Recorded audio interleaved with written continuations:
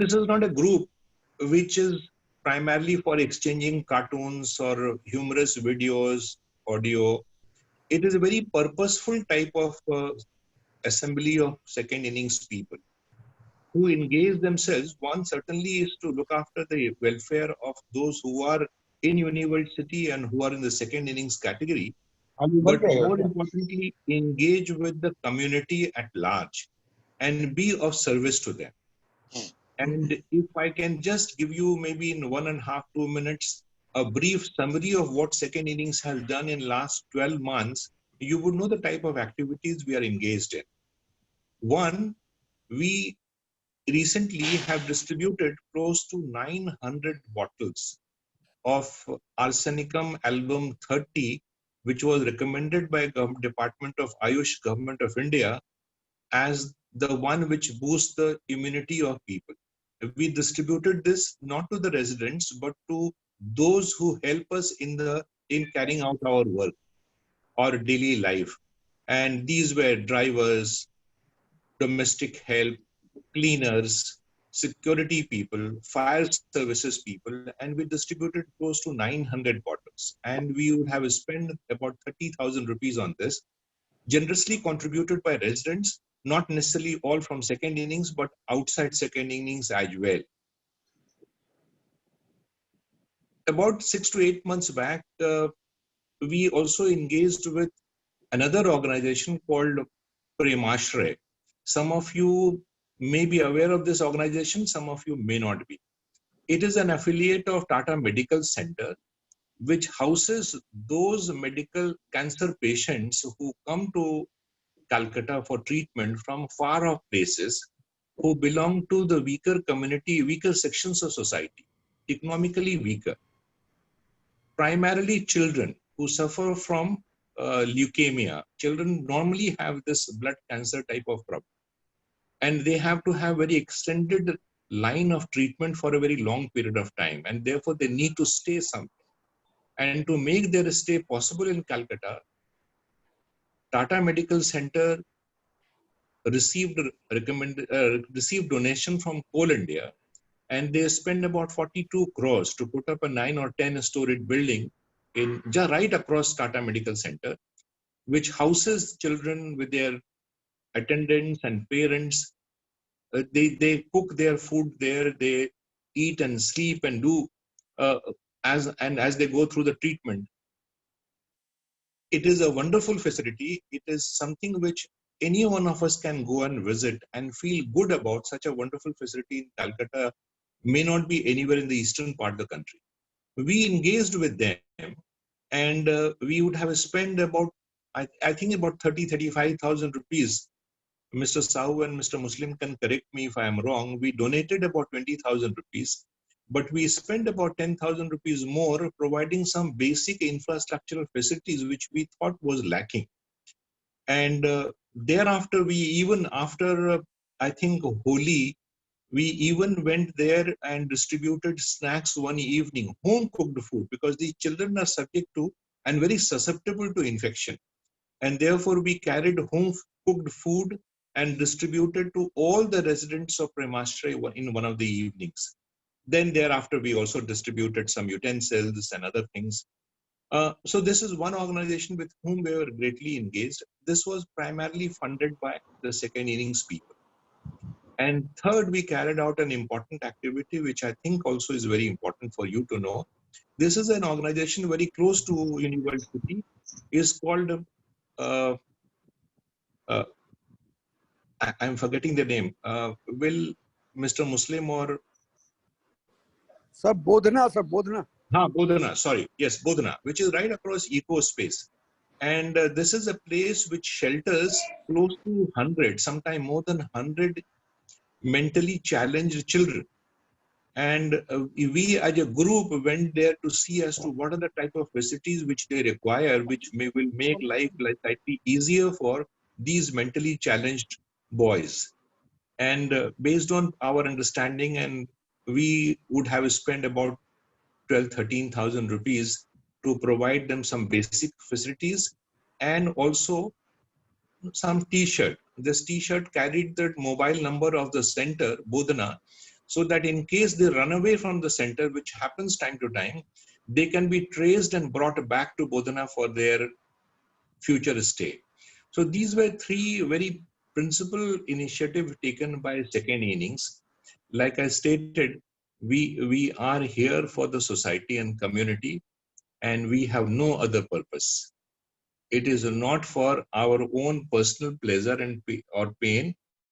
It is more to alleviate the possible difficulties the society faces. So this is about second innings. Now we come to today's program, and we have to observe certain protocols so that we are able to derive maximum benefit out of it. And the protocols will be that all the participants now should put themselves in the mute condition so that there is no resonance and there is no disturbance caused by anyone. Those who would like to ask questions or seek clarification, in your mobile on the bottom right hand side, you will have a chat icon. You can write the point that you wish to talk about or your question. And I'm ably supported by two of my colleagues from second innings, Mr. Chaki, who's handling the technical platform for this today's evening program, and Mr. Sahu, who's providing the background support for anything that is required. So we will make a note of that, and so that those questions are answered. So you have a chat icon at the bottom right hand side, which you can use in case you have a question to ask. You also have raise your hand in case you wish to ask question, which is an icon next to the chat icon. You can use that as well in case you wish to ask. And only the speaker will be unmuted condition so that he can be heard. That is how today's session will go on. As you are aware, this session is planned in three parts. The first part is where we would have, hopefully they would have joined Mr. Das and Dr. Amitabh Chakravarti. They are from Newtown, Florida, and who are assisting NKDA in COVID management. We had an interaction with them one evening to understand the nature of their work, and we thought that this makes a lot of sense for our residents to know about it, because they provide in a way a systemic management help to a person who is suffering from COVID and requires attention. So hopefully they will be joining, or they have already joined, Mr. Samresh Das and Dr. Amitabh Chakravarti. Incidentally, Dr. Amitabh Chakravarti also had a COVID. He was affected by corona and diagnosed as corona positive. Thereafter, he completely recovered and has resumed his normal work. So he brings in both as a doctor and as a patient his experience of having gone through this experience. And from University, we have two medical practitioners, Dr. Vinay Viswas, who is fairly well known in University, and Dr. Sanjay Singh. Dr. Sanjay Singh is in Horizon 3 and Dr. Vinay Viswas is in Cascade. They would provide additional input in case that is required. And if they have anything else to share, which they think appropriate to know. The most significant part of today's evening will be the experience sharing by those who have gone through the process of COVID. That means they have personally sort of infected by the virus, have successfully come out of it, and therefore their experience of how did they go about it, whom did they contact, what sort of assistance was available to them, which hospital, what type of care, and what type of post event facilities or assistance they received, all that will be there. And hopefully we will have 4 to 5 such individuals who will share their experience. We are thankful to them that they agreed and welcome them particularly. They are Mr. Sanjeev Sancheti, Jairaj Kamani, Mrs. Rupa Gautam. I think Mr. Shantanu Sinha may not be able to join. He has some other engagement. And Mr. Fardeen Rahmat. They are the 4. And we will have 1 or 2 more whom I have personally spoken to in the last 2-3 days who also volunteer to share. So we will have this. So the sequence will be one after another. These three parts will be taken up, and then the floor will be open for question answer. And we think that we should be able to wind it up in an hour and a half, which means by 6:30 we will be through with this webinar. So that is what is today's evening plan. Mr. Chaki, would you like to add anything, or Mr. Sahu? No, Mr. Jha, that's fine. Okay. Mr. Das, are you there? Mr. Samrez Das of Newtown Forum. Okay, maybe he has not yet. Yeah. I'm just joining, and Dr. Chakraborty will be joining in next few minutes. He's just finished his chamber. He's on his way. Okay, your voice is not very audible, Mr. Das. If you can come closer to the speaker. Yeah, can you hear me now? Hello. Not yet very clearly. Yeah. Yes, No, Mr. Jha, he's audible. He's audible to us. Yeah. Okay. Is it audible to everyone? Yes, yes. Okay. In case it is audible, please go ahead, Mr. Das. We welcome you. We are thankful to you for having spared your time to speak to us. So please begin your points of views and the type of assistance you provide to those who suffer from COVID-19 in your Newtown. Please go ahead. Yeah. First of all, thank you all, because first of all, thanks, Mr. Sahu, and other day we met you, and it was like, again, I'm telling you, you are the senior citizen, or whatever you called, or the second innings. So when you are a backbone of the society, and I really thank you for calling me to this show, your Zoom call. I just wanted to tell you a couple of things. Last since the lockdown started and COVID pandemic situation started, we as a forum, we were working with NKDA and HITCO since beginning, that how can we make our citizens life better in terms of senior citizen, or be it the younger or anybody. Like a lot of people in Newtown, they are staying alone, they are staying for their children are out of Newtown, or like maybe they are staying here for whatever purposes. And then what we thought, in time of lockdown, the senior citizen needs some special care. That's what we thought, because in lockdown time there was a lot of things which were not available. Then we were trying to make those available. Then after talking to NKDA and all, we decided we will come up something called War Room. The NKDA then started a service called COVID War Room, which is a joint collaboration between NTFN, which is our organization. We run it as an NGO, and NKDA. We together we form something called COVID War Room. So the purpose of the COVID War Room was completely, to serve these people who are getting affected due to COVID, and how this works basically. Once a case is reported, even immediately, as you know, even Uniworld had the first case. Mr. Joydeep, he was the pilot actually. So the time it was reported, I was the first person to visit him, even though it was a containment zone, with the HCQS and other medicines. Then the situation was, nobody was going towards, and people were thinking what will happen, and if COVID has happened, maybe this will spread like anything. But slowly we have understood. Then it was like we had to barricade the entire building. Then slowly the thing got changed. Barricading of building got stopped. Now only the flat is getting barricaded. So lot of thing in initial days there was a problem. So how it was working, once a case is reported, you are supposed to report to me, or to the war room in my WhatsApp number, or to the war room, or through your facility manager, who is in touch with me on daily basis.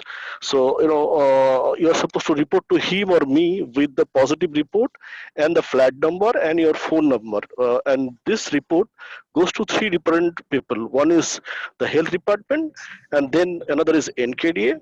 Then third it goes to the police department, because police is keeping a track if the person who's affected, if that person is doing some kind of he's breaking rules or going out. So that is why police is keeping a track of that person. So police needs to be reported, and then there is a report which goes to health department, and the health department, once a case is reported, immediately one doctor will be assigned to that person, and that doctor will call the patient every day at least one twice, and take a note of his fever and other symptoms and everything. And then once that is done, then the NKDA, they'll do, basically they will send a team for sanitization, and they will do a checking of how many people were directly in contact with that patient, and how many were indirectly in contact with that patient. So then now NKD has started doing a free antigen test, which is a rapid test basically, which is done free by NKDA. So anybody in contact with that positive person so they are doing a free testing for them. So which is near Uniworld only, just next to Unitech building, which is a commercial building next to that. So that particular place is complete. It's a free of cost, and NKDA has set up a anti-gen test, rapid test basically. So where you get a report within 30 minutes supposed to be, but they take approximately 2 to 3 hours to give you a report, positive or negative. So this is what a reporting does. So once somebody is reported, then they're taken care like this, and then slowly government introduce home isolation process. Now, if somebody is aged, so there are three kind of patient. One is asymptomatic and symptomatic, and symptomatic or asymptomatic, and there are two kind of things. One is that senior citizen, where the people are more than 65 years of age, and or with some kind of comorbidity. So if somebody has a comorbidity, then that person cannot stay at home isolation.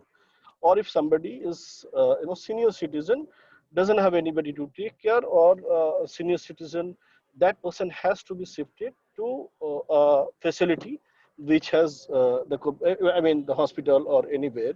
So the home isolation has a very categorically it is decided, like a person uh, with with a comorbidity cannot stay in home isolation, or a senior citizen who cannot stay at a home isolation. Because here the problem is, like, what is happening, the oxygen level is a factor here. So by the time you are getting affected, anybody is getting affected, that person is supposed to keep a track of that oxygen level. Once the oxygen level goes below 95, immediately that person has to be shifted to hospital. That is how this home isolation works in case of anybody. And if it is senior, so immediately that after you get a positive report and symptomatic, you have to immediately shift it to some hospital. That's how it is working. And so what we try and do, if somebody is need of ambulance, or need of doctor, or need some kind of help, once somebody is reported positive, we try and help them. Even in midnight also we try and go out and help them, whatever way possible. Let it be doctor, ambulance, or with anything, maybe medicines or anything. That's what we try and do. And we have RB here in the call. She is coordinating from Uniworld. So whatever happens there, she reports to us, and then we work together on any kind of requirement which may come. Even a couple of your board members are also there with us, so they always be in touch with us in any kind of requirement if they face at all. And then our IC Partho Sigdar, our local IC Thana, so he is also a very active person. Whenever there's a requirement, he try and help. So in Newtown, whatever you see in newspaper or in news channel, we are able to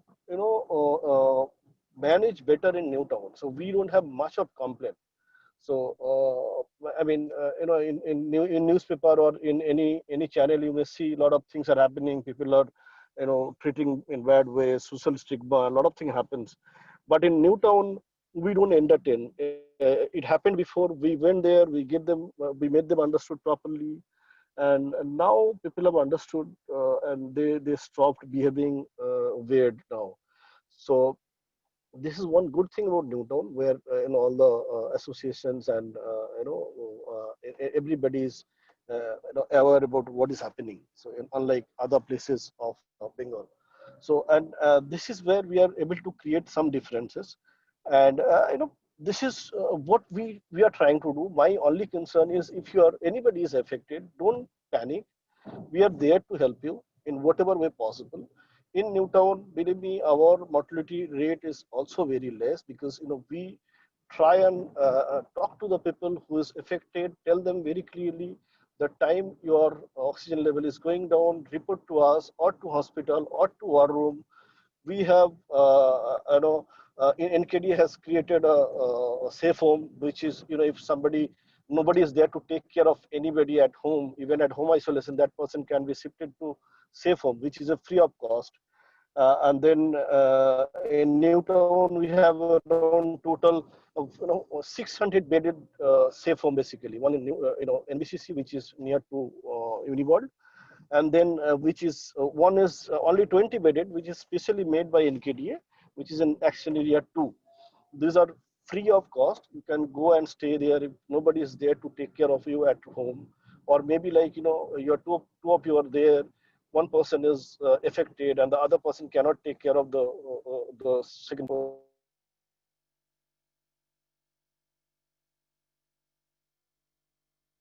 So safe home or made basically.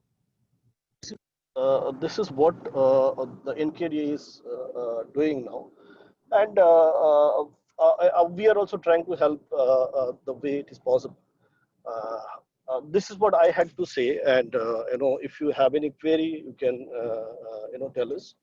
And Yes. Dr. Chakraborty, We'll take on Dr. Chakrabarti also. Just before that, uh, just to, who's yeah I'm Harsh Jha speaking. yeah Uh, yeah. I'm sort of moderating this entire discussion. So the basic point which has been made by Mr. Samresh Das is the following: that should a person have his oxygen level going down below 95, please raise the alarm.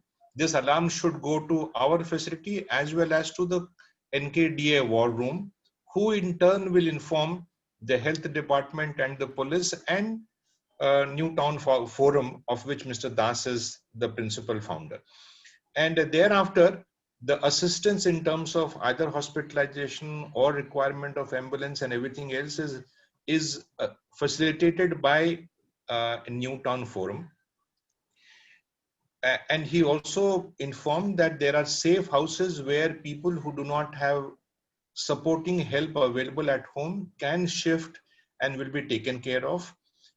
He also spoke about a rapid antigen test, which is now being carried out by NKDA free of cost, which is available next to university, where a person can go and get himself tested, which is not a very reliable one, but good first indicator. I think this is by and large, Mr. Das, this is what you covered. Since Mr. Das, it appears, had an engagement afterwards, so in case any one of you wish to have any point clarified, please raise your arm or hand, or send a chat message and he would respond. So the floor I is open for 10 minutes before Mr. Das leaves. And then I we just take wanted on, to, Mr. yeah, Jha, if you please. don't mind, can I, Yeah, please. just I wanted to add something more. Yeah, please do Because so. see, in yesterday we were reported with maximum number of cases in Newtown, which is bad in terms of reporting of new cases. Yesterday we had around 16 cases, which is highest as of now. And out of 16, one family had on 6 cases from single family. Okay, so just to give you an update, why how these 6 cases came in.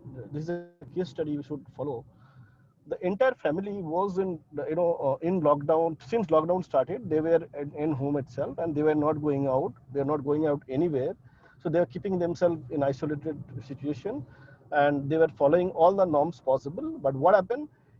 Just last Sunday, somebody from Rajasthan came to their family friend, And after that person came in there, everybody had some symptom and they reported and they were positive, all of them together. So what I mean to say is, I'm not discouraging any of you to go out or bring in family, friends, or anybody, but be careful. If you have a senior citizen in your home, so be careful in a lot of things, because Durga Puja is coming. We all are going to celebrate, maybe in a small or big way.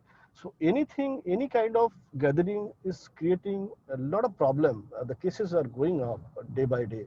So we have to be very much careful about what we are doing with our activity. That's what I want to tell you.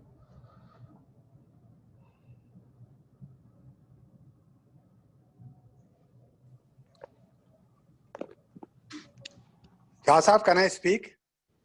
Yeah, please. Jha Sahab, thank you. Thank you very much for giving all the information. I believe that there is a one-pager medical sort of information which is circulated by UWC association.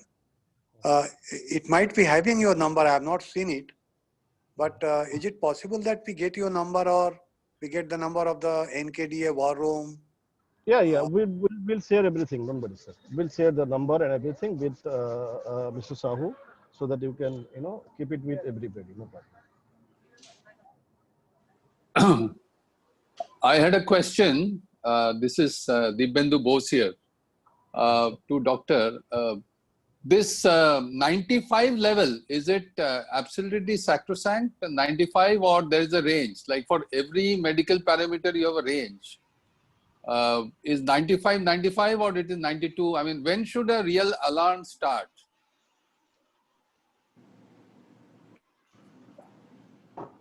I think Mr. Bose let Dr. Chakravarti handle this. Okay. Yeah. So Mr. Jha is. Yes, I'm back. Yes. So. Yeah. So, Dr. Chakravarti. Sir, can I ask? Yes, Siddharth. There was a real-time situation a week back. My brother-in-law, who is very staying near in the new town, at night 11, he was diagnosed with COVID, and during his treatment, initially he was following home isolation. However, his situation deteriorated, and it was at night 11:30. Doctor recommended that he needs to be admitted.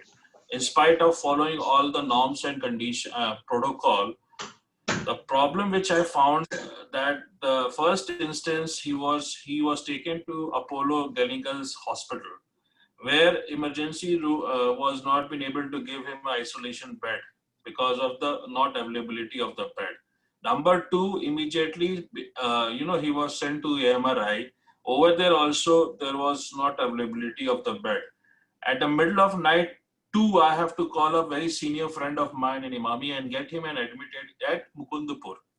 The point which I want to bring, which is a real point, real-time situation, in spite of everything, all of the people who are part of this panel discussion or elaboration, NKDA initiatives and whatever, safe home, the main pain area rise when a person is supposed to be getting admitted, how this entire mechanism supports him. That has to be crux. Because ultimately what I thought, if not a person who is having any capability or any connection, or he cannot get it done through any influence, it is a very difficult situation for a person to get admitted.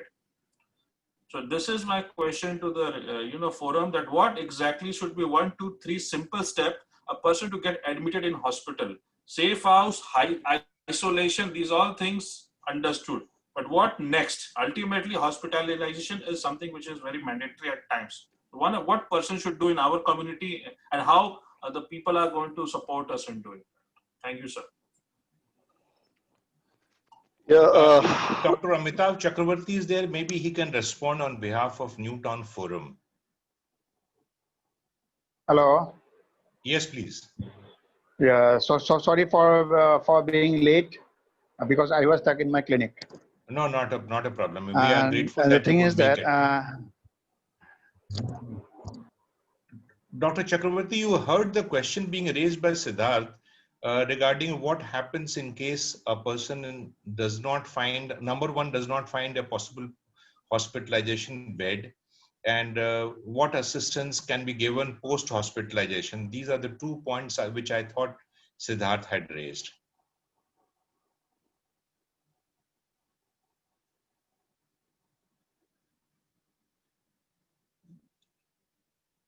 Any response, Dr. Chakravarti, please? Yeah, can you hear me? Yes, please. Yes, please Yeah, go the ahead. thing is that the problem was few months last month. Last month there was really last 2 months, last 2 to 3 months, there were really serious crisis of bed. At that time, what we did from NTFN, whatever sources we had, we connected that part, and we admitted patients from here to the facilities. But there were real crisis of ICU beds. But at present, I think there are lots of bed available in all the hospitals. They listen. Basically, the thing is that everyone doesn't need a ICU facility. Okay, they need admission to a facility where they can be monitored, where they can have oxygen or something of an high flow oxygen. Okay. The thing is that now I think there is no problem in getting a patient admitted because there are lots of bed available at present. Yeah, because the main thing is that now mild cases, and those which are mild to moderate cases, they are not going to get admitted there in hospital. Now they are mainly preferring home isolation, or they are staying in a safe house. So at present, I have not seen there is any dearth of hospital beds, but maybe that there may be dearth of ICU beds. But the thing is that if the patient is monitored properly, and the decision are taken by the concerned doctor as well as the family members at a proper time to admit the patient who are having lots of comorbidities or who are elderly at a proper time. I think they will not need an ICU, and they will just and simple admission will suffice. Now at present there is no crisis of bed as far as the number of hospitals I have contacted, and I am in also. So the question, yeah, it was really a problem a few months back. Even last month it was a problem.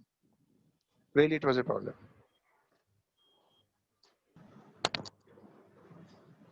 Yeah, one more question. One more question was that whether the 95 is a benchmark or not. Okay. Yeah, Yeah, that's the question. yeah. 95 is not a benchmark. Okay. 95 is not a benchmark. You can't tell that okay, 95 below 95, when it is 94 you have to run here and there. Correct. There are lots of patients who are having COPD. Okay. There are also elderly patients who are having COPD, having some lung problem or asthmatic problem. They have a normal oxygen level less than the normal, less than those who are normal. So the danger is when it is decreasing. Okay. The main thing is that it should decrease. One reading of 95 should not cause alarm. Suppose it is decreasing, and there are rest of the problems, then that has to be taken care of as early as possible. More or less, 92 is a danger signal. 92 is a danger signal. But we tell okay, 90, if it's 95, below 95, then you take care. Then don't neglect your thing, and just go on searching for the thing, and when it touches that, then you have to be shifted. Then patient has to be shifted. One more thing, what I am seeing, what I am seeing the thing. Suppose a patient, the majority cases are mild to moderate. Okay, because I also suffered last month. I was positive, and I had mild symptoms. And the main thing, what I saw, what I am seeing the thing, that those who are having mild symptom means, suppose they had fever, one bout or two bouts of fever. That was say 95, 99 degrees centigrade Fahrenheit, or 100 degree Fahrenheit, one or two bouts, not more than one or two bouts. And the rest, there is malaise, there is weakness, there is loss of smell, there is loss of taste, everything is there, but they are not having fever, no, and the SpO2 is normal. Usually those cases are fare better. But the more dangerous signal is those who are having fever, continuous fever, maybe a low grade fever or a high grade fever. Suppose a 99 point something is continuing for 4 5 days, continuous. Or those who are having fever for 100, 101 for 4 5 days, 6 days, 7 days. Those people should get admitted because they need some antiviral treatment. They need some maybe steroid treatment. They need some investigations to be done, specifically HRCT, to see the lung changes or not. Just now I'm coming with a patient's report. He is known to me from Newtown only. He had fever. See, listen, see the history like that. He had fever on Friday. Okay, he had fever on Friday and he had malaise, nothing else. So he was fine on Saturday, Sunday, Monday he was fine. On Tuesday he told me, he rang me up and they told me that he is not getting smell properly. So I told them, okay, if you're not getting smell, I had also a same symptom, and so go for testing. So he went for testing on Wednesday. Yeah, on Wednesday. So the report came on Thursday. Means the report came on Thursday. Okay, Thursday his report was positive. On a Friday, means yesterday morning, yesterday evening, he had a fever. It means, see, after 5 6 days he had fever again. See, he was 99.6 or something like that. Okay, his SpO2 was 95, but he had fever. So I told him, okay, get a chest CT X-ray done. Say CT of chest done. So today the report was done, or the CT of chest was done, and there are COVID changes in CT scan. See, if we didn't have that had fever, see, fever is a very important thing which needs to be taken care of. After 7 days, after say 5 6 days, he is having again a fever, but that is not of a high grade. But there are chest changes, lung changes. So lung changes. Now I think we have to monitor him properly, and if he needs to get admitted. Okay, because we have started him on antiviral already, because he needs treatment for steroids or proper monitoring. These are few things need to be care of. What I am saying, fever is one thing which should not be neglected. Any fever, may not be COVID, maybe COVID, anything should be consulted as early as possible and should be taken care of. Regarding there are lots of dengue cases also now. Also there are lots of typhoid cases also now. So this thing has to be taken care of. And fever, you should not neglect. You should not just take and paracetamol and go on. You should get tested. See, and don't the one thing I am finding regarding the patients is that they are having fever 1 day, 2 day, they go on panicky sort of thing. So don't get panicky. Don't get panicky, and just don't get panicky. Don't get panicky. The one thing is that very important thing is for the reports to come certain regarding typhoid, regarding dengue, regarding COVID. That needs time for any report to get some positive result. So you have to consult a doctor, and accordingly, say on third day or fourth day, you need to get tested for all sorts of things which are related to fever, not only COVID. Did you get my point? Yeah. Yeah. The elevated CRP neutrophils is how much matters. Yes, CRP it matters a lot. CRP matters a lot because high CRP indicates some sort of changes. Not only CRP, there are lots of markers which needs to be done, and those who are elderly, like I have already crossed 50. So in my case also I had tested myself. Though I had mild symptoms, but I tested myself for all the markers on the 8th or 9th day. On the 8th or 9th day of my symptoms. So there are a few markers which needs to be tested for elderly, so that they are safe when they are in home isolation. And it's very easy now to get tested in Newtown. Very easy. Lots of people, lots of labs are now having the home collection also. Yesterday I had the Lal Spat lab is also they are also collecting from home. Apollo Clinic Newtown, they have started collecting swab, and that too from home, and also here at our that what that Mela ground. Milan They have Mela. also Milan Mela ground. They have also opened their thing 8 to 10. So there are no dearth of any testing facility now at Newtown. And blood can be also tested. The COVID positive patients, the blood are being tested. COVID positive patients, CT is being done. Yesterday, that patient had today they had gone to Apollo Clinic and they had got and he had got the CT scan done. So need not worry about getting tested, where to go, how to go. But you should go at the proper time and get the things done, or get it done at home when it is feasible. Wonderful. Thank you, Dr. Chakravarti. If there are any other clarification sought, please put it in your chat box, and Mr. Chaki and Mr. Sahu will be able to record it and will be able to seek clarification if it is not possible to get you before the session ends. In any case, the entire transaction is getting recorded, so there is a transcript available tomorrow in case someone wants to have a look at it.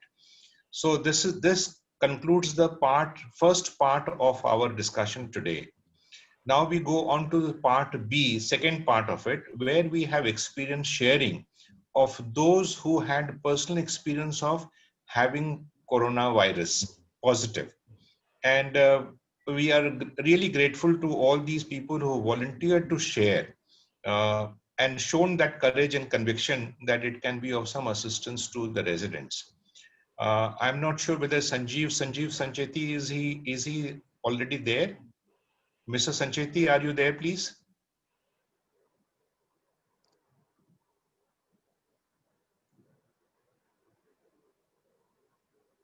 Well, I saw him sometime back. He's Yes, I'm there. Yeah. Okay, good, Mr. Sanjeev. Yes, I'm there. Yeah, okay. Sanjeev, if you can start sharing your experience, please, it will be very helpful to the people who are presented. Am I audible? Yes, Yeah. you are audible. Please go ahead. Yeah, before Sanjeev, just before that, I just wanted to add, Mr. Jha, we have Dr. Viswas and Dr. Singh finally. So if there are any other questions related on medical issues, if they are posted, they will try to cover to the best extent possible.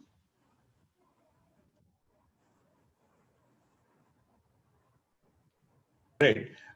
So while any one of you have any point, please enter this in the chat box, and Mr. Chaki will take care of that. But in the meantime, Sanjeev, if you can begin, please.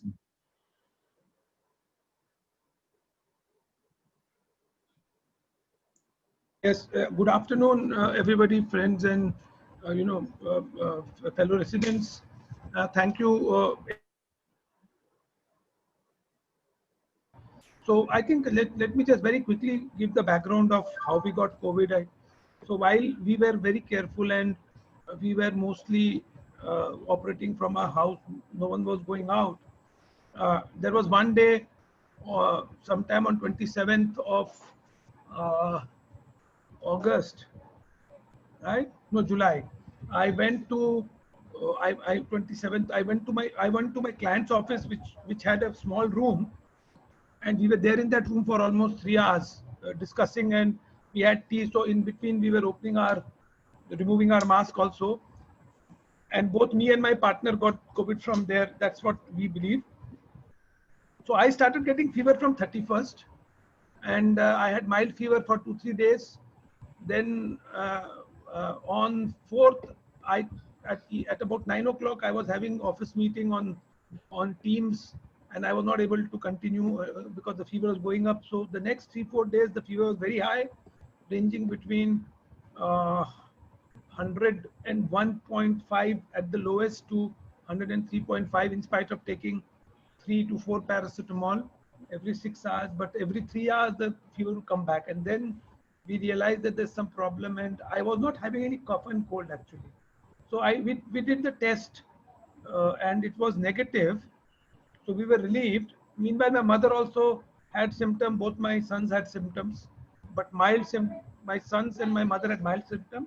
But suddenly on 9th, my oxygen level dropped and to 88, 89. We got the oxygen. My mother oxygen level also dropped. We had 2 cylinders. Then on, and we spoke to doctor. The doctor said keep the oxygen and just watch for 1 more day. The next day again it dropped, and I had a call from a friend from US.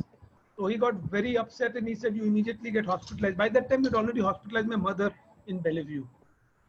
So I got myself to, I went to Apollo because I had a negative test. They were not ready to admit me, but they took me to OPD and daycare, OPD daycare, and there they took my CT scan, and it was there was congestion, and they feared COVID. I was tested COVID again. I was positive. I was hospitalized for 7-8 days. My mother was there for 16 days. She was in ICU for 2-3 days. She was critical for 2 days. By God's grace, we came out of it. Both my sons had COVID. They were asymptomatic. So they took the Apollo package, home package, and it was a great package. So ultimately now we're all recovered. But I think a few things, very important things, is that one thing which I realized is that the kind of support we got from NKDA is just amazing. I cannot just believe that any government, quasi-government authority would ever give such service. All 4 of us were getting calls every day, either a call or a message from NKDA, and it was such a morale booster, unbelievable. So I cannot thank more NKDA that, this service is just amazing. If there is citizen service, I don't think anybody anywhere.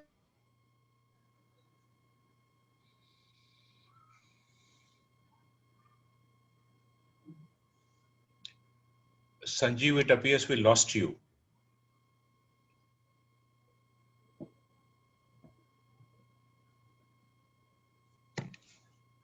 Sanjeev, are you listening? Are you able to get it? No, we have lost you. We have lost him. He is lost. Which means actually the connection is lost, not he is lost. He is very much there. Sanjeev, are you able to listen to me? I think the connection is gone, Harsh, because on top it came that Sanjeev Sancheti left. Okay. So maybe he would revert once his connection gets established. So we move on. We will take him on again to listen to his feedback. And we have the next person who we would like to invite is Mr. Jairaj Kamani. Jairaj, are you there, please?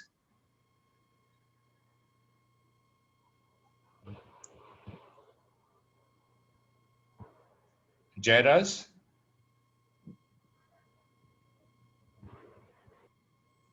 Mr. Chaki, are you able to track him?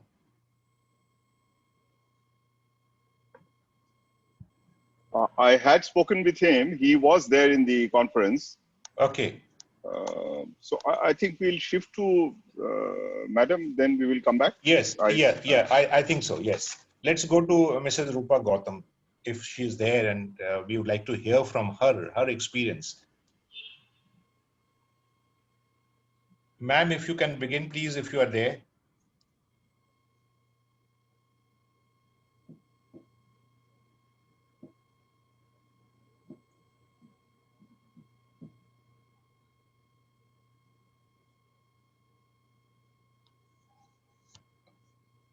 Madam Gautam? She too was there. I just saw her. Okay. Right. While we are waiting for the gentlemen who were programmed to, or the lady who was programmed to speak, maybe they will join us. Mr. Jha, this is Devashish. I just spoke to Sanjeev. His computer, I think something has gone wrong. He is rebooting. I think within a minute he is going to join back. Okay, excellent, excellent. We'll then they'll wait for half a minute or so for Sanjeev, and then we carry on. In the meantime, hopefully Jairaj and Mrs. Madam Gautam also will join. There are some questions or some clarification being sought, which is coming on chat box. It is getting recorded, and if these questions are answered today, very good. But in case for any reason it is not possible to get these answers today, we will try and organize to get those answers and pass it on to you. Jha Sahab, I am not able to access the chat box. Can you hear me? Okay. Yes, yes, I am able to hear you. See, some of the information which was given by Dr. Das right in the beginning regarding the NKDA war room and other things, I was just going through the one-pager medical leaflet which was given by the association. Yes. They do not contain these numbers, NKDA war room or anything like that. Okay, doesn't matter. I mean, our association tried to do its best. They have been able to organize, get those information. Whatever additional information we are able to get today, it will be circulated to the community for their benefit. And they can add it into the one pager which is there, so that it becomes comprehensive and complete. Sir, this is what precisely I was saying. That some more information which we get now out of these discussions can be circulated, and we take a note of that on that one. It will be circulated. You can be rest assured it will be done. Jha, this is Vimal Sakaria. Can I say something on this point? Yeah, sure.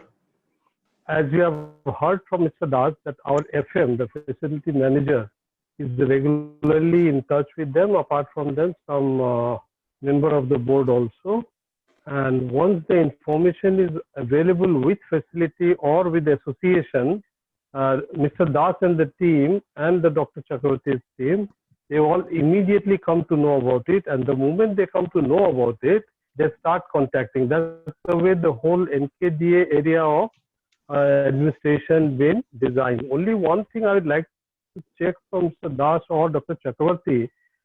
Now, there was a talk that there is going to be a 24/7 control room set up at NKDA, and the database which is already getting generated, I believe it is not yet completed, of all the senior citizens of Newtown area, it will be available at the control room in such a way that any call coming from anybody, they will know exactly the location, the flat number, the complex, and depending upon the crisis situation, they will be able to deploy the force, be it an ambulance, be it a police administration or whoever. So, and it was also being talked that some kind of band, hand band or a wrist band, which they were trying to talk about, that if, and I think it's available already in the market. It's a question of the budget of the NKDA that will be provided to all the senior citizens. Only reason is that suppose somebody falls in the bathroom, so whether he has the number of anybody, it doesn't matter, because he's not able to contact anybody and he's alone, let's say. Nobody else is at home. So he has to just touch or press the band, and immediately the control room guys, they come to know about the location and they understand it's a crisis and somebody comes immediately as a rescue. Those cases, even the facility or any one of us may not be even knowing, but they will be able to know. So any progress of this front, Dr. Chakravarti or Mr. Das, any progress on this front, because this is more than a month story, where I was also present in one of the meeting of NKDA where everybody was there, instead the police staff and all these NGOs and the administration and everybody. Okay, we will take this on board a little later, Vimal, but in the meantime, Sanjeev is back. He had just sent a message in chat. And therefore, Sanjeev, if you are there, can you begin please from where you left off?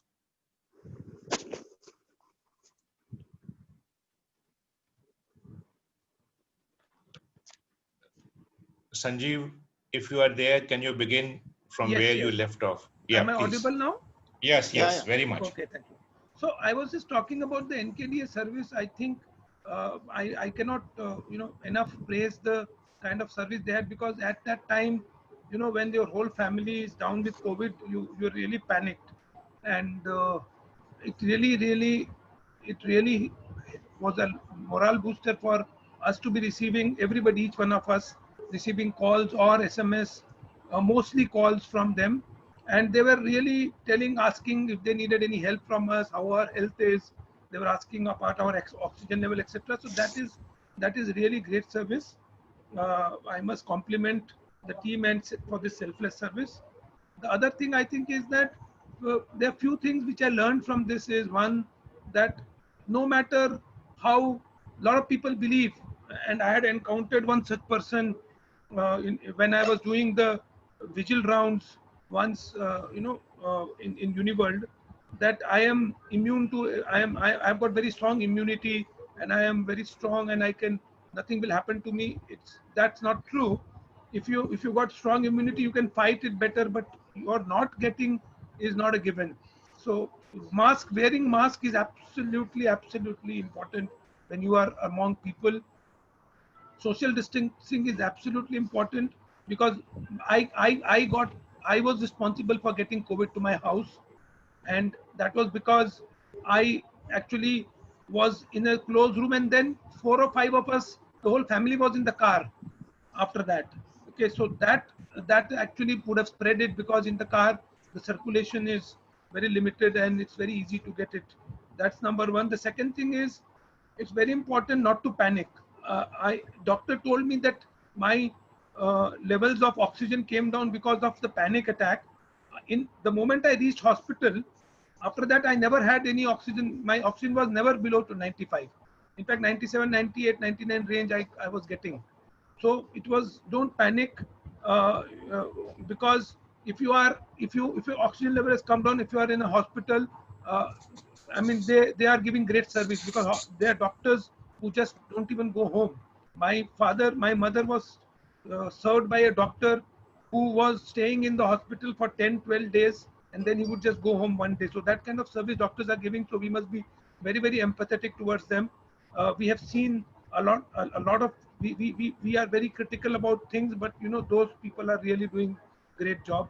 The third thing is how we are eating and food, our fooding habits. I think it's very important that if you have got any mild symptoms also, you should isolate yourself, and you should try to have warm stuff. You should have as much of vitamin C as you can, uh, uh, as you one can.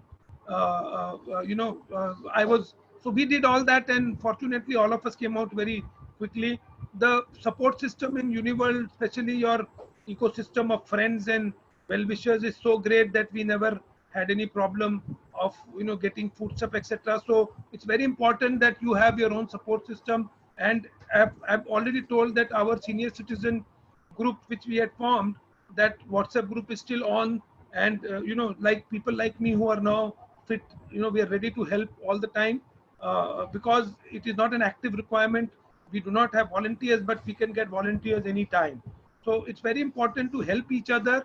It's very important for a patients, for people to at least inquire about them, how they are, how they are feeling, give them some encouragement. Not necessarily call, but give them a message. It really helps. The way NKDA, I can guarantee you that not my relatives or friends would have called me so many times that NKDA called. So you are so indebted to that kind of, because that time you need that kind of support. I have a friend's mother who is in hospital just now, and she is saying that I will die if you don't come. She wants her family people to come, but there is no one can go in the COVID ward. So these messages, these calls, they really change. They help you recover faster. And so your own support system is very important. Please, if anybody whom you know who is into COVID, please give him a message to him or to his family member. Call them, seek them. I think our society needs a lot more to do on that. Okay, I've seen other societies doing such great work. I think we need to really up the ante there.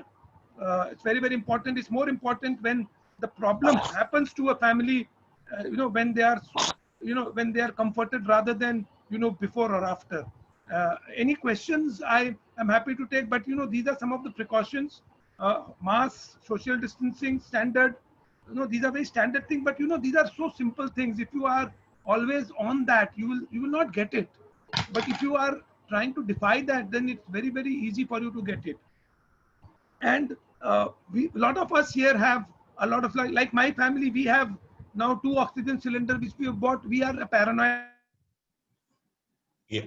family. Sanjeev, In groups, yeah, since we yeah, have a limitation of time, okay, we'll yes, request you to stop here. We'll yeah, listen to some more, and then we'll take a question answer from the residents, from all those who would like to share. yeah, sure, So absolutely. thank you very much, Sanjeev. We know you are a most active person in Uniworld City, and we were sure that you will come out successfully without any difficulty. Thank you, sir. Thank you. Yeah, you have to be fit for us to be fit, for all of us to be fit. No, nothing. I think all the blessings help, If Jairaj is there, Jairaj, can you come online, please, and share your experience? Hello. And Yeah. please Hello. make it little brief, maximum 3 to 5 minutes. Hello. Yeah. Yeah. So like I just want to tell you like the 100% support from NKDA. Like doctors were calling up regularly. They were calling us up regularly. My wife was expecting, and she was the one who was actually detected as positive. So they were actually like really taking care of us, like by calling up again and again. And they were like, in fact, my Aadhaar card is registered with Bhawanipur, and even the Bhawanipur people, they had sent few medicines with mask and few sanitizer bottles and everything. And yeah, they had come to sanitize the building also there. So these are the things, like both the places, the government has done a great job. Like I have experience in Bhawanipur and NKDA. So doctors were calling up once I sent the negative report also. So then also the doctors were following it up that after the negative report that nothing has happened to us and everything is fine. Usually people get pneumonia, but we were asymptomatic. My wife was totally asymptomatic. We had no symptom, and so that's what. Yeah, and yeah, just one thing is like a request from the association that if they can arrange a person who will go and keep on giving vegetables or something, the food items to people, they can buy it and they can give it.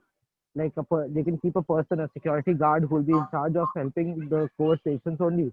Because I had my friends here, like Sanjeev ji was there and Uday was there. They used to come and give the vegetables and all the food items, whichever medicines and food items, whatever I required.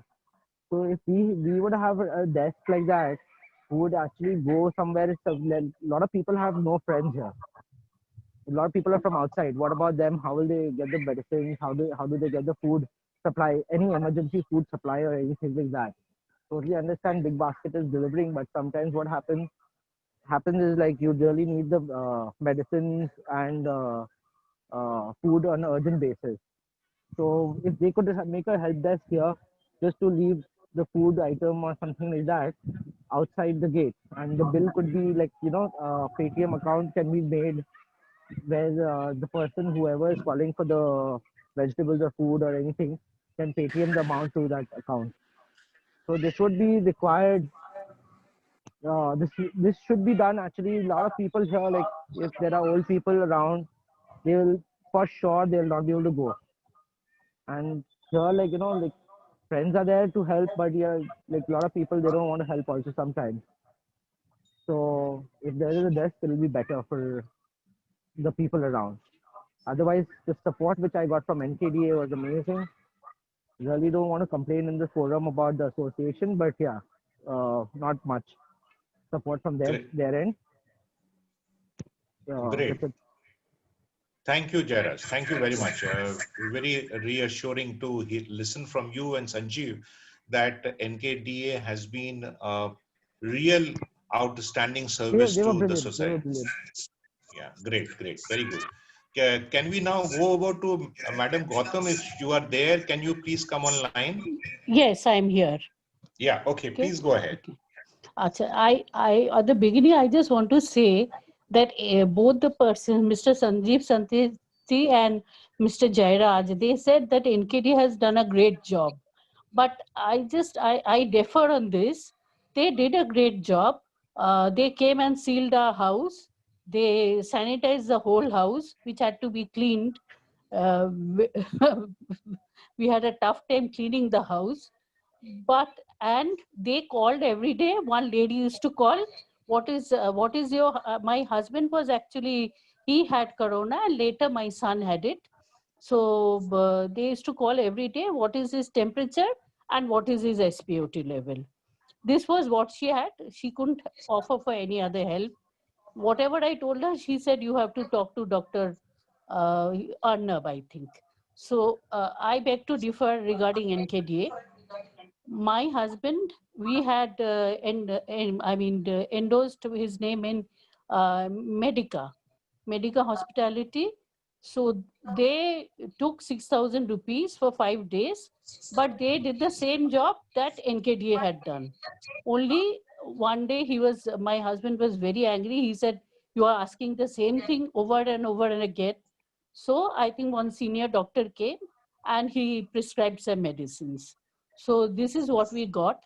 But by God's grace, Mr. Gautam's symptoms were low. He had low-grade fever for 5 days. After that, he recovered slowly. But with my son, what happened when he had developed a pneumonia. We got a CT scan done and we found the pneumonia, and we got very nervous and wanted to admit him into a hospital. But we got help from nobody. We had one person, senior government officer, who's our relative. He helped us to get him admitted to AMRI. But I will tell you that in Uniworld City, Mr. Prodipto, all my thanks to Mr. Prodipto, he was always by my side, calling me every day, telling me he brought my medicines whenever I required it. Even at morning 7 o'clock, I called him up, say, Prodipto, I need this medicine. And he was there. And the guards, the tower guards were of a great help. Even my co-neighbors, they offered help every time. Mr. Ranjan Sen used to call me up every day regularly. And Mr. Diptoman, the facility manager, was very helpful. Every moment I had to take my son out for his CT scan to be done, or when he had to be hospitalized, I couldn't go out of my flat, but he helped me sending PPE kits, and he could be hospitalized. Though I had to arrange for the ambulance, it was Prodipto who came over and helped my son to wear his PPE kit and go to the hospital. So I got a lot of help from Uniworld members. And there were other people also. I don't want to name anybody. Like, there are stigmas, Once, I think I was not a COVID patient. I was tested negative. But once I went over to the lift to bring something, it was complained downstairs to the guard that she should not come out of the flat. It was only once I had gone out. So I beg to differ on some things. But I will tell that everybody that you should wear your mask. Washing hands is okay after you come back, but wearing mask is a must. It's a must, and you should not meet many people or be in an association of people more than half an hour. Not more than half an hour. You should be in an association of people. And I'll say that you be brave. This is nothing to be feared of. It is something very dangerous. Everybody will get over this fight, I think. And I wanted to say something. The other thing is that everybody should have an oximeter at home. And if you get fever, at least after 3 days, I think everybody, and if you lose taste, you should go for a CT scan. That's a must for COVID test. Even my husband, after his CT scan, they said, you must go for a COVID test. For my son also, after his CT scan, they had advised for COVID test. So that is a must. A CT scan and measuring your oxygen every day, SpO2 level. And I wanted to share, and there is a new, another new indication which has come recently. One of my friends developed a rash in his body. When he went to the doctor gave him some medicines for this allergy, but after 2 days it did not go away. He consulted a second doctor. The doctor advised him to go for a COVID test and he tested positive. So this is a new indication that is coming now. Okay. Okay. Okay, this is a new thing. Other than fever, cough, this is also, my husband had fever and cough, but my son did not have fever. Only one day he had 101 temperature, and then immediately we tested, his CT scan was done, and I got a lot of help from Calcutta Heart Clinic. I mean, independently, if anybody goes there, they will help you do your CT scan, your blood test, everything. Wonderful. That, but, Thank Calcutta you, Heart ma'am. Clinic. Okay. Thank you, ma'am. And Thank you very much. thank It is you. so reassuring to know that it is the near and dear ones who stand by you are the Very first line reassuring. of defense. Very And that reassuring. helps, very, very reassuring. So I was please very have your happy. friends and relatives. Great, I was wonderful. very happy that everybody was there. Very Excellent, happy. excellent. Great. Thank you very much, Thank ma'am. you. Okay. Thank Now you. we move over, and I'm not sure whether Mr. Santanu Sinha has joined us or he has not joined us. Mr. Chaki, any idea? I did not see him, Mr. Jha. So, okay. Yeah. Then we go over to Shantanu. If you are there, can you sort of let us know that you are there, part of us? Then we can begin. Mr. Santanu Sinha? No, I think he is not here. We had next in line was Mr. Fardeen Rahmat. I'm not sure whether he's connected, but if he is, can you wave or give us indication that you are there? Fardeen? Okay, it appears we are not connected with him, so we let him. If he joins, we'll take him on later. On this COVID-19 issues, the last word has to be of medical professionals. And we have two who we are grateful to them that they volunteered to share their ideas with us. And they are both residents to that extent. We are blessed to have them amongst us. Dr. Vinay Biswas and Dr. Sanjay Singh. Dr. Biswas, if you are there, can you please come online? Dr. Biswas?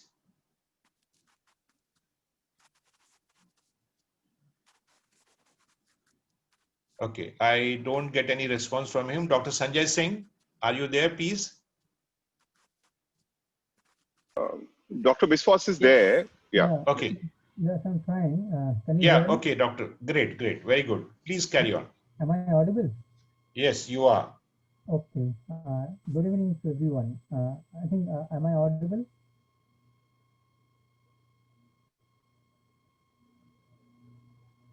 Yes, Dr. Biswas, you carry on, please. Okay. Thank you for arranging this nice evening by sharing all the ideas with everyone. There's not much to say because 2 or 3 of my colleagues and seniors who have almost clarified most of the things. Only and we came to know much about the local activities that the group of your senior citizens and little bit louder. The voice is not audible. oh, am I not properly audible? Yeah, Dr. Biswas, if you can come closer to the speaker, the voice level will go up. At this moment, it is slightly faint. Is it okay now? Better, but okay. If you can come still closer. Okay, just a minute. Okay. You are a soft-spoken doctor, so we require somebody who can. No, I don't have the headphone. I'm using a different one. That's right. Is it okay now? Can you hear me right now? Let's see. I'll come later on. Okay, I'll come later on. Please continue with Mr. Dr. Singh. I'll come later on. Okay, fine. I'll arrange my sound system differently. Then I will join later on. Okay. Let Dr. continue. I will arrange the different one. Okay. Right. Okay. Dr. Singh, if you are there, please can you join and come in line? Yes, sir. I am very much here. Wonderful. Yeah. Please go ahead. Thanks, Subirji, for inviting me to the gang of Good Samaritans. I really appreciate the initiative by you all, and a big clap for this. Now, Thank you very much. I heard who are the real warriors, those who have gone through the disease process of COVID. I heard them. They were very crisp in their experience and sharing. Being a medical professional, I have few points to say. It's almost 9 months since this process of COVID started. And now the medical profession has delivered something very good for you all. You know, 9 months it takes to deliver a baby. And the medical profession has delivered many good things. So before, maybe in the process I may forget, but I have one suggestion to you all. Every week or a fortnight, AIMS New Delhi is organizing a webinar. Am I audible to everybody? Yes, you are. Okay. So it's a 1 hour, 30 minutes webinar organized under the presidency of Dr. Randeep Guleria. You all are well-read person. Sometimes for small problems, you go for Googles and everything. I'll strongly recommend you all, because 2 days back on 9th, there was the 7th webinar going on.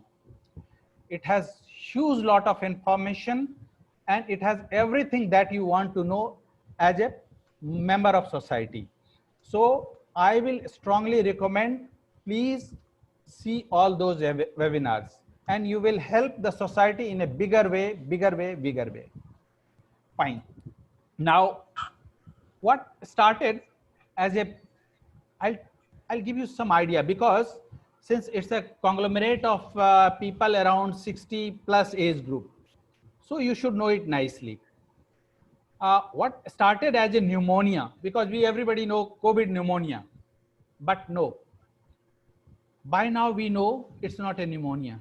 It's not only pneumonia. Yes, pneumonia is just a part of it. It's a multi-systemic disease.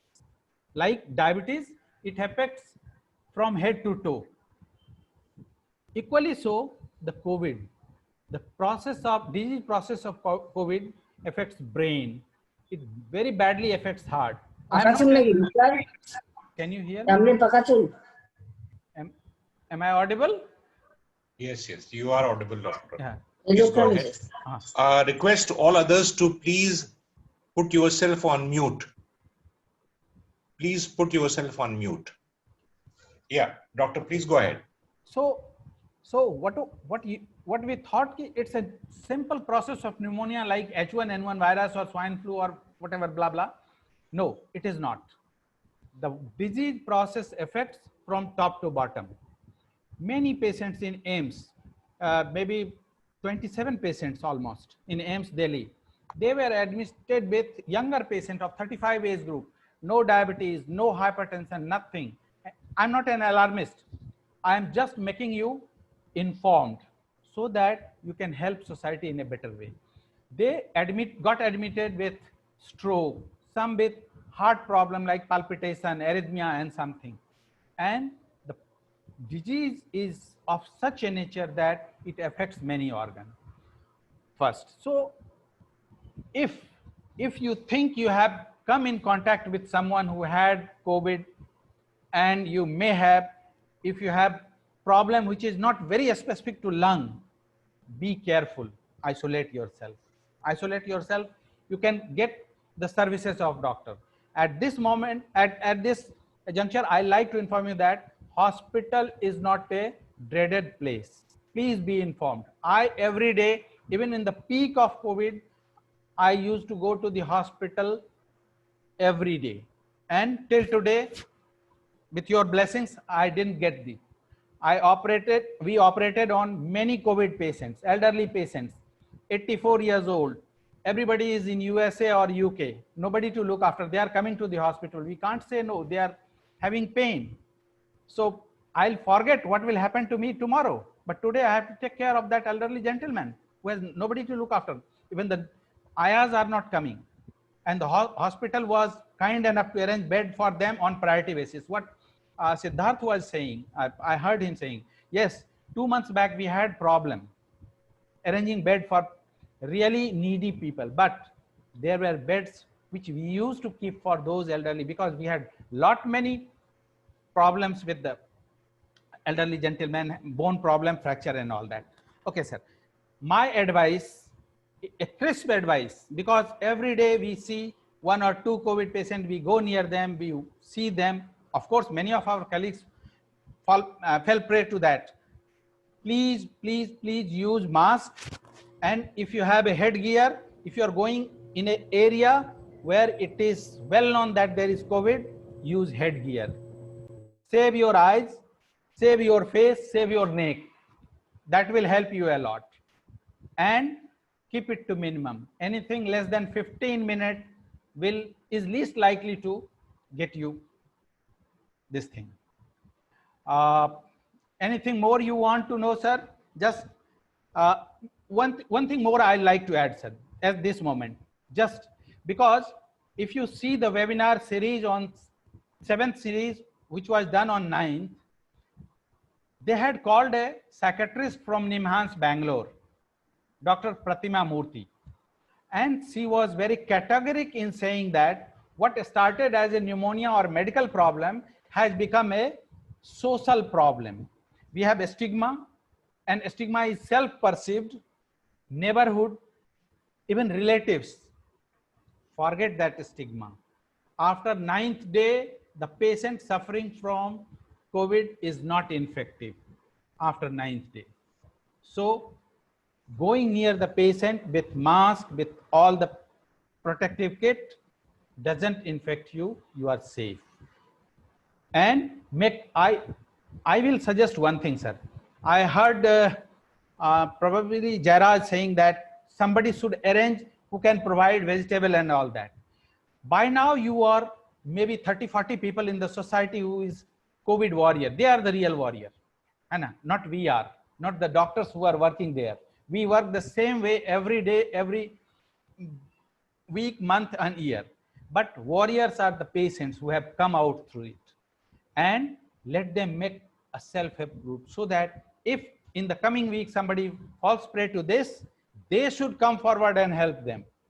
Because you know, in the hospital for COVID patient, we allocate the case for surgery to those doctors who have just recovered from COVID.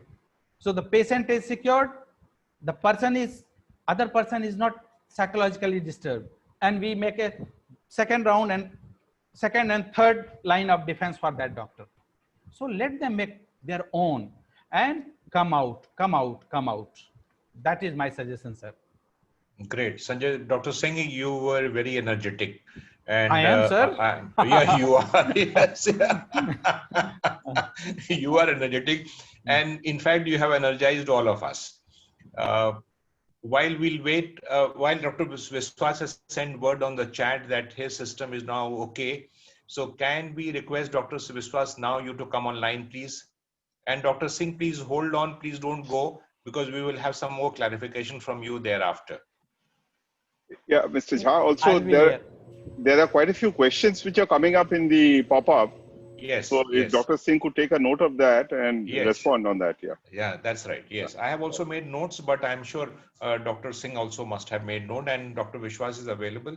So Dr. Vishwas, can you come sir, online, I couldn't, please? but someone of you will have to ask questions to me, maybe. Okay, fine.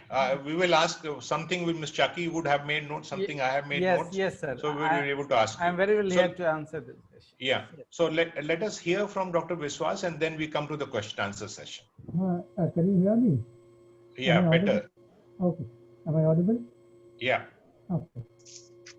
It was a nice talk from Dr. Singh. He has almost explained elaborately what actually we need to do and what we need to follow. I just, to continue his message, I just want to share a screen. I think screen share is visible. Okay, that's fine. That after every webinar that ends, they usually give one guideline because they update the guidelines and they share it. So in case if you cannot get it, you can contact with us. You can get the updated printed guidelines. Or after every webinar, they modify their own protocol and they enrich it. You get that. So if anyone of you want that, you can contact me or probably Dr. Singh, who will share with that. And regarding that NKDA and their contribution to our society, it is a great thing, but on behalf of the people of Government of West Bengal, I just want to insist that not only NKDA, throughout the, not only Bhavanipur, that whatever, almost throughout the state, the 24/7 group of doctors, they are contacting all COVID warriors throughout the state. And it is the protocol that government has developed COVID patient management system. Like whenever any one of us gets sick, once the Aadhaar number is uploaded, we upload it to the system that these are the patients, and it goes to our Swasthya Bhavan, that COVID patient management system software. And from there, around the clock, the group of doctors and the telecallers and the software persons, they are there. And it is their job. They continuously, they will follow you up. So we are at present that I wanted to say that basically the government support is very strong, and NCD is not beyond government support. They is quasi government. They are also taking equal help to us. They are sending equal help to us. So this help we are going to continue to get from them, and I think we should take it from them. And it is good that an NCD-like structure, we are residing in an area where a separate semi-autonomous or quasi-autonomous NPDA system is there.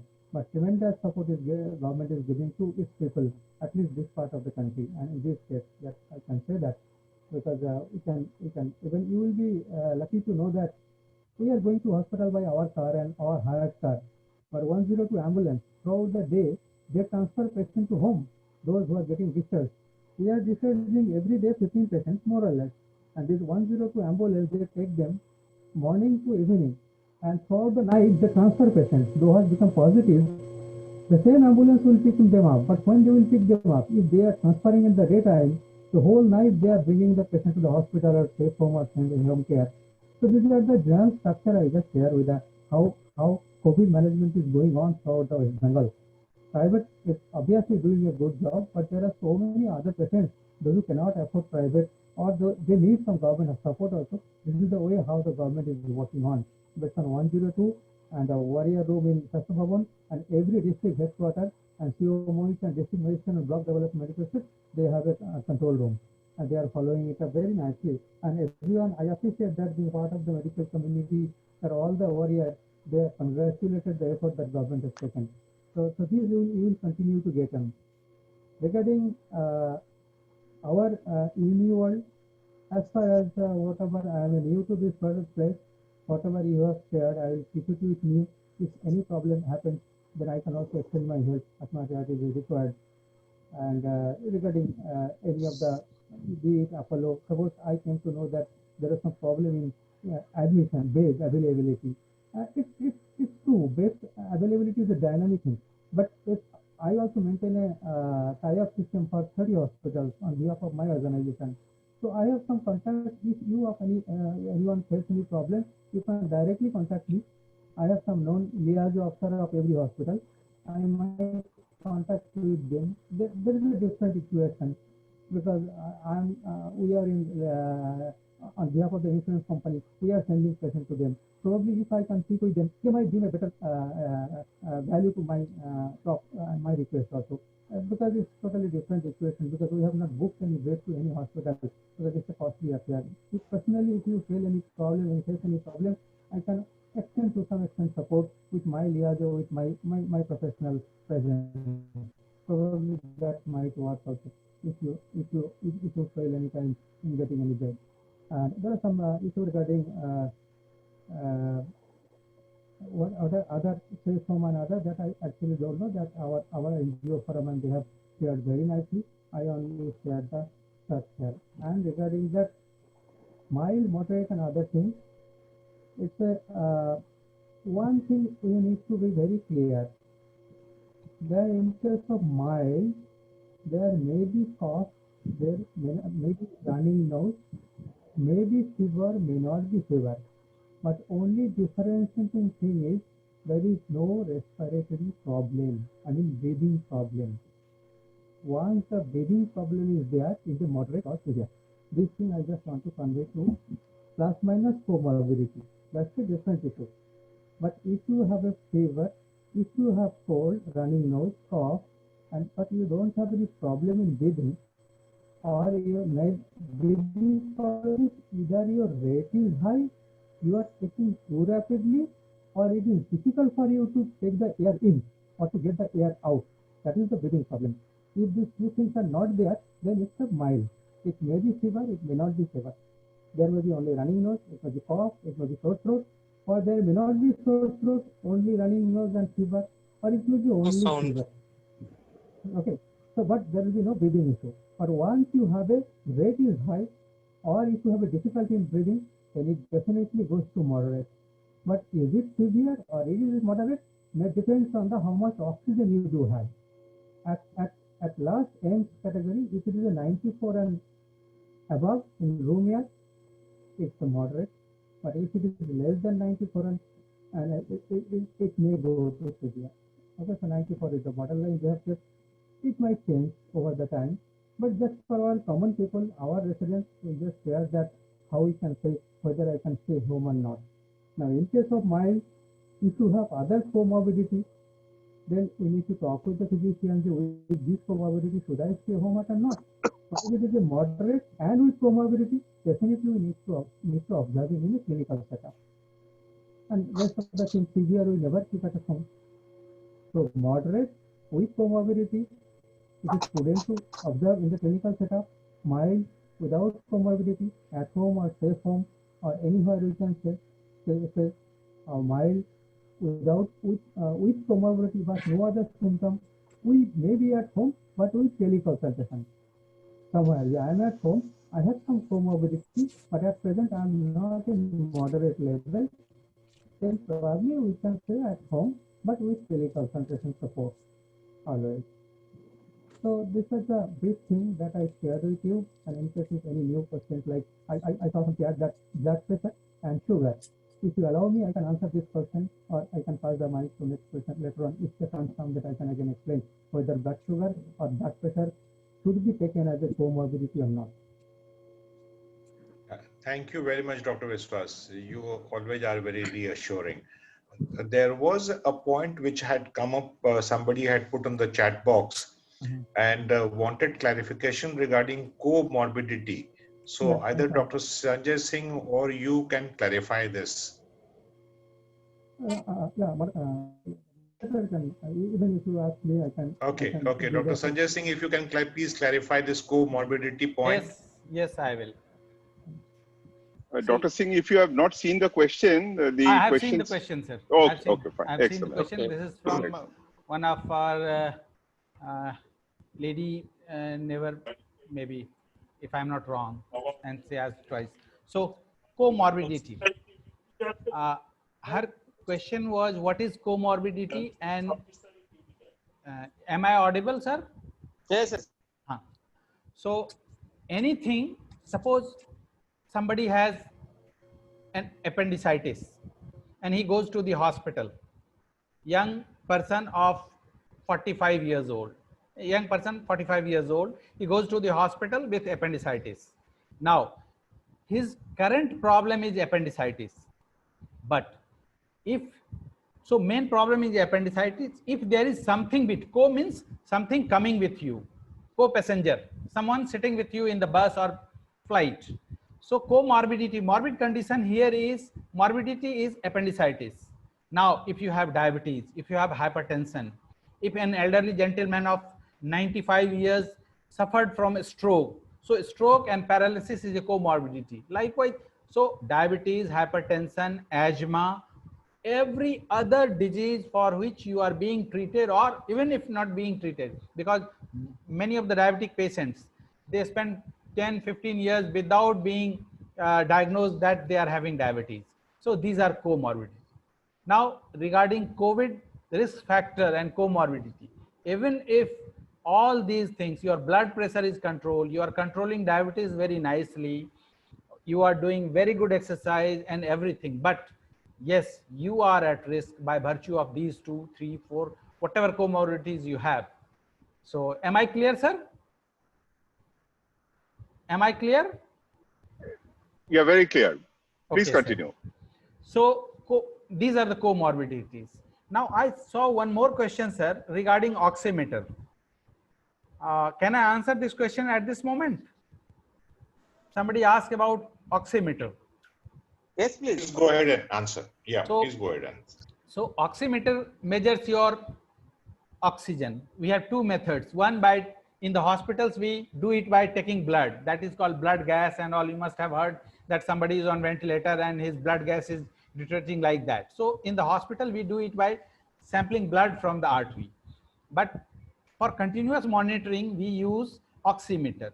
Now most of the oximeters that are available in the market nowadays, these are not of good quality.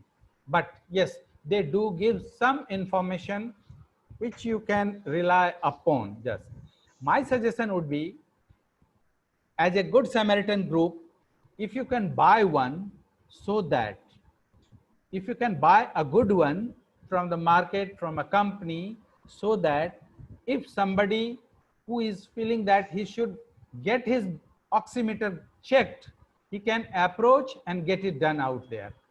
It can be, yes, someone who has just recovered from COVID can go to that place and check his oximeter. So that is one suggestion, because in Lucknow, in one of the society, they bought 3, 4, and this is not this big society, but maybe 1/4 of this, but they are managing like that. Someone who has recovered from COVID, he keeps that oximeter with him. If somebody thinks, he calls him and he goes and gets the oximeter done. Okay, right. If there are any more clarification or questions some of you have, you can please ask. We have overshot our time, but still we will keep it open for a while. Any question, anyone, please raise your hand.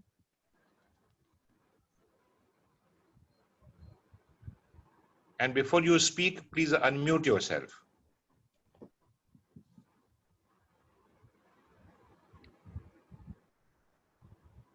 Can I now speak? Yeah, sure. Sure. My question is, of course, I'm one of the senior citizens. See, we are all normal as on today. But because of this long duration period of lockdown, see, psychologically, we are all feeling that we are a sick person.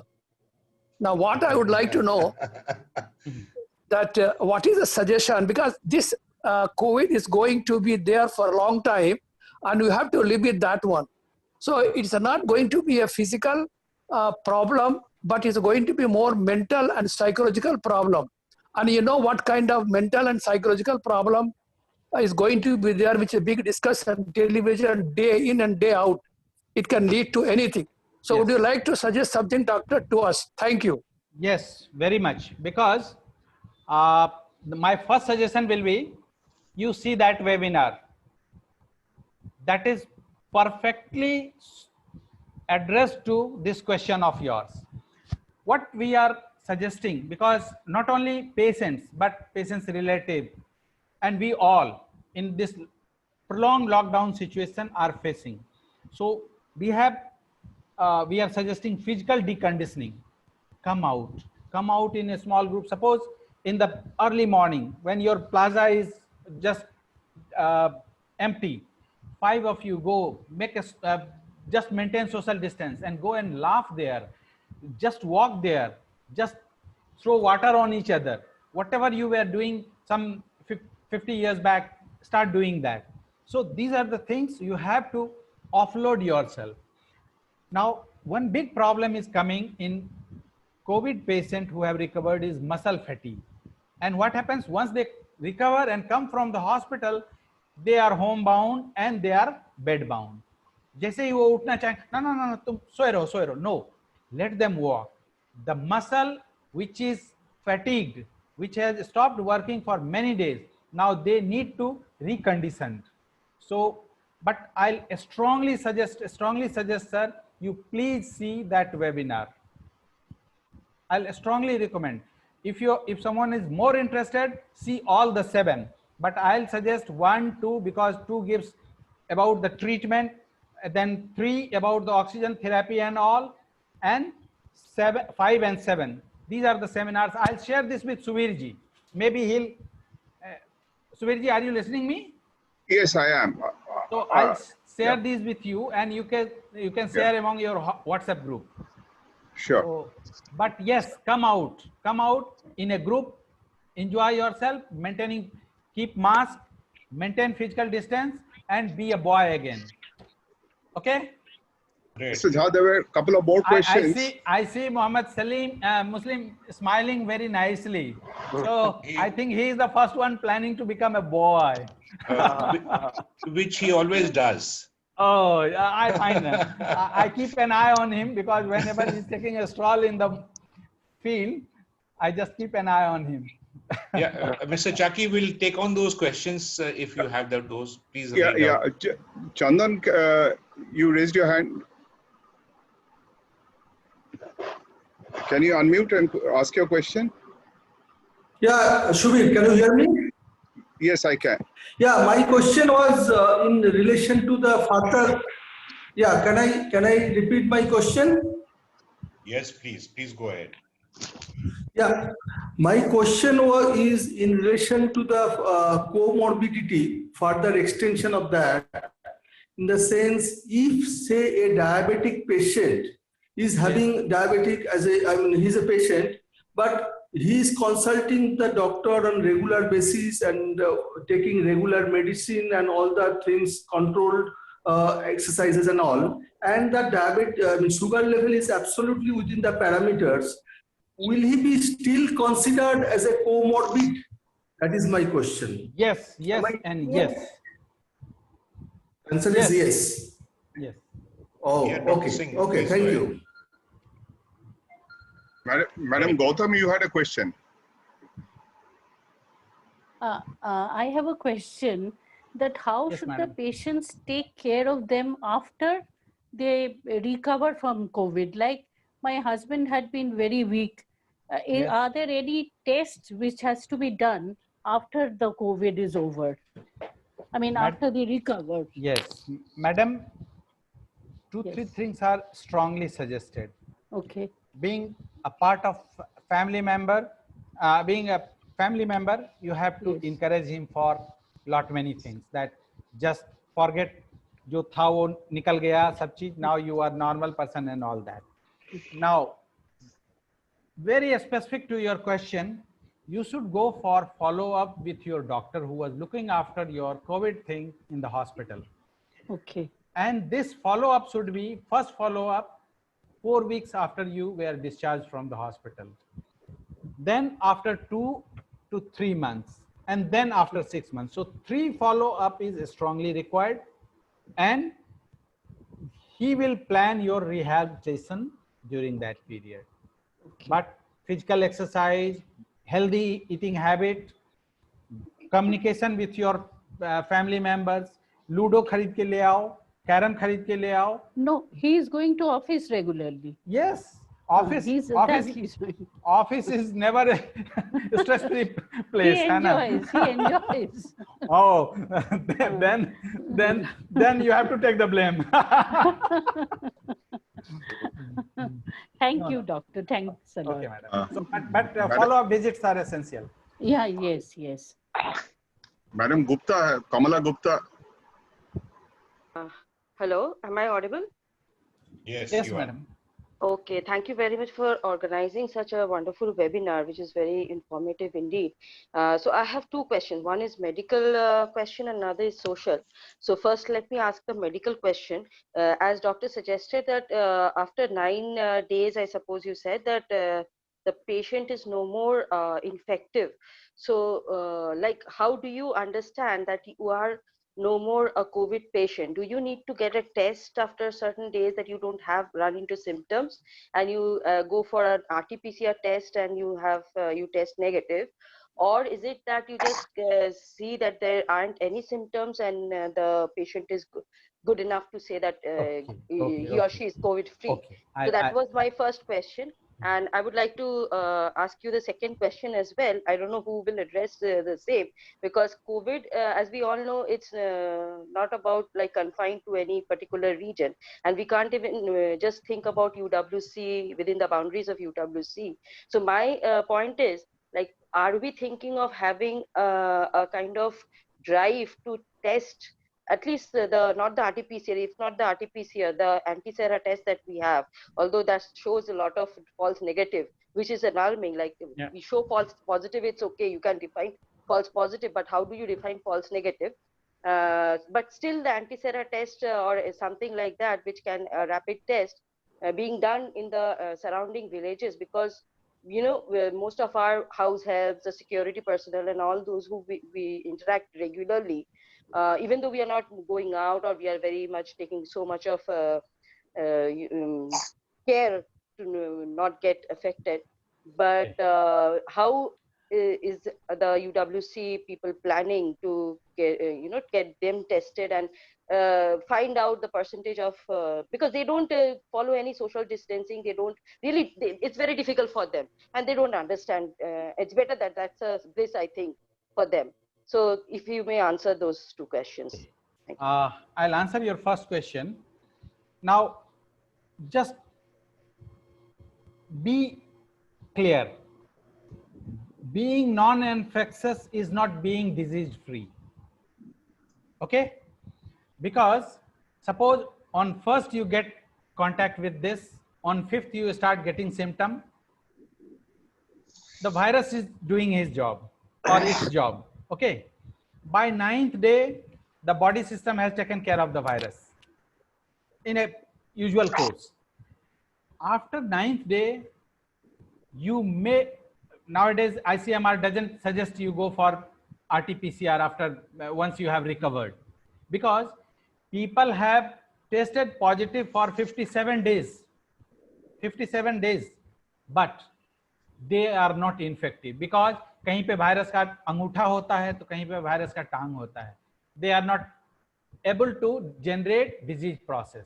Sir, I have one question. So, since please excuse me, because I am from molecular biology background. Yes, So tell me. I have a query which I have not answered by anyone. So you are saying you've come out with a very good point that the virus still stays, not the entire infective part, but a part portion of it. So in RT-PCR, I've been doing RT-PCR on a regular basis in my lab. So in this case, not with the virus, but with plant DNA. Maybe some spike or some envelope. Yes, Okay. exactly. That's so my it is question. there, but these are not capable of generating disease. My query is that if you do an RT-PCR, you take the primer from a very specific sequence, right?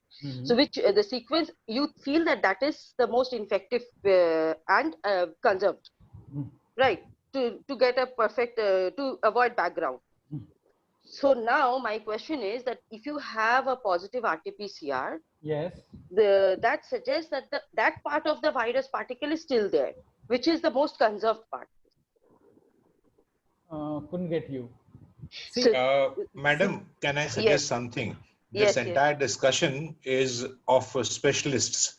You are a molecular biologist and Dr. Singh is a practitioner, medical practitioner. I do understand. That is why my query.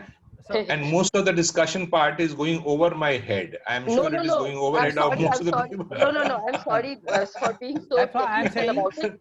No, I would suggest, Dr. Singh, sir. Dr. Singh and Madam, I suggest you take it offline with him. Of course, maybe you will be able to come to some satisfactory understanding. Definitely, but why I'm asking you in this platform is that if you say that RT-PCR is negative, does that ensure that that person No. Okay. In the initial phase, in the first 9 days, that's what we always tell. A negative, if you see the webinar of AIMS, first webinar, all the patients who were really going to the ventilator were negative so far as their RT-PCR is concerned. First was negative, second was negative, on the third they were caught. So if, see, Mr. Jha and Subirji, a clear message from all the fraternity is that COVID is a clinico-radiological. I'll explain it. If you have clinical symptom, if you have radiological like CT or X-ray finding, you are having COVID. Forget RT-PCR. If it is positive, fine enough. You enjoy that I am positive. If it is not, still you are having COVID disease. Very clear message from our apex body. Good. Very good clarification. Yes, sir. Mr. Bose, Dibendu Bose. Yeah, Dibyendu. Yeah, the question which I had is administrative in nature, and resonates what Madam Gupta also said. Can we have a testing that that quick testing, the rapid antigen, a facility which is a paid facility which finances? I mean, there are the municipality, Calcutta municipality also is saying they can do it, because there are a lot of live-in maids, drivers. Before we admit them, it's only a half an hour, at the most 2-hour wait. We can do that, and we can make UWC safer, our home safer, through a very, very simple means. So probably this is, this idea can germinate here and can go to the AOA or whatever. But I thought I'll just place it on the table. If you can think, this is a pretty large society to, take the entire cost as a good denominator.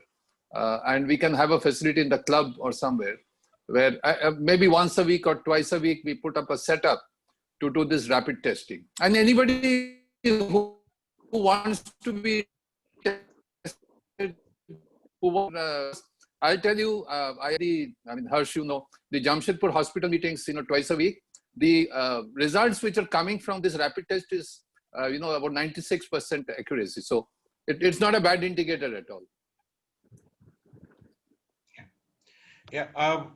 To begin with, if it is to be organized for the entire community of UWC, I think somewhere AOA has to step in, while the voluntary organizations within UWC can also think about it. However, for the sake of information of all who are attending this webinar, this giant center which is there on the left-hand side, if you go towards Unitech, there the rapid antigen test is carried out daily, and it is free by NKDA. So anyone who wishes to send someone from his either support staff, he is most welcome to avail of that facility even now. Just so for the sake of information. Without a prescription or something? Yeah, without a prescription. Nowadays, prescription is not required. It is not required now, so you can do it otherwise. Not a problem. Okay.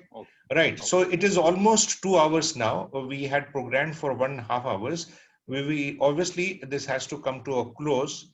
So we will close it now. The points that have come up have all got somewhere recorded.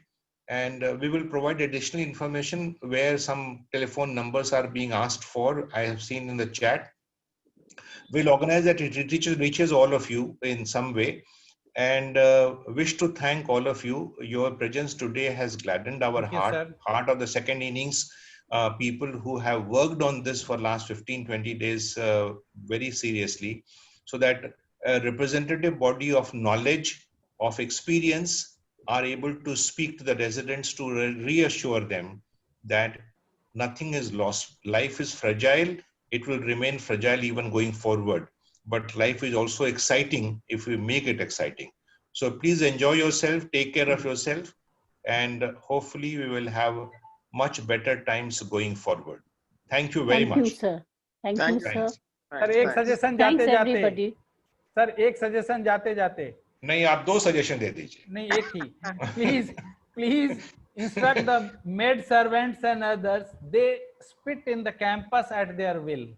So we can't stop it totally, but we can prime them that this is bad, because I see this, they are doing very frequently in and around the gate and areas.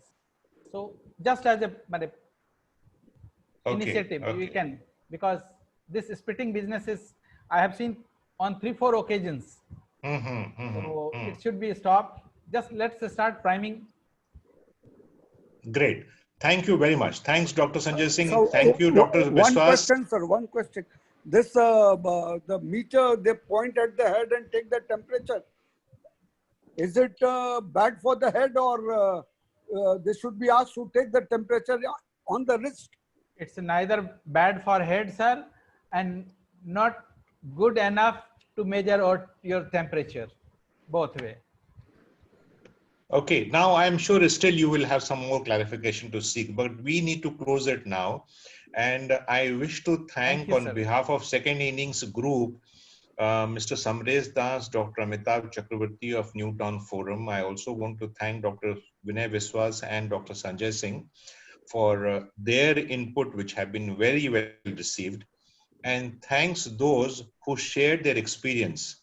Sanjeev, Jairaj, Madam Gautam, we are grateful to you for having shown the light of the day in a way to the residents who are still in our group attending this webinar. Thank you very much. Thanks and enjoy yourself. Take care. Thank you. Good night. Those who are of second innings, maybe they can step back for a minute and we need to have a chat on this webinar today, just for them to stay on and others can disconnect. Mr. Jha, I'll put in a second request in the second innings group. Okay, fine.